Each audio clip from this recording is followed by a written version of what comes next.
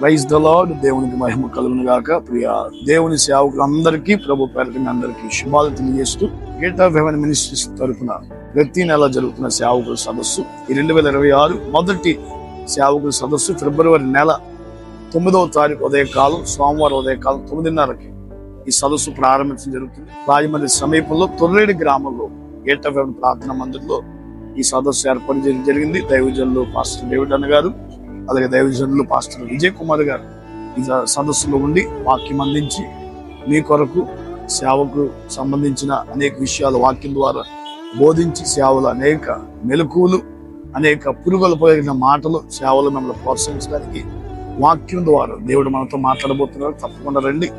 తొర్రేడు గ్రామంలో gate of haven ప్రార్థన మందిరం జరుగుతున్న సేవకుల సదస్సుని మిమ్మల్ని అందరినీ ప్రేమతో ఆహ్వానిస్తున్నారు. మీరు రాక కొరకు ఎదురు చూస్తూ మీ జత పనివాడిగా మిమ్మల్ని అందరినీ ప్రేమతో ఈ సదస్సుకు ఆహ్వానిస్తాం. తప్పకుండా రండి, దీవించబడండి. దేవునికి మహిమ కలుగును గాక.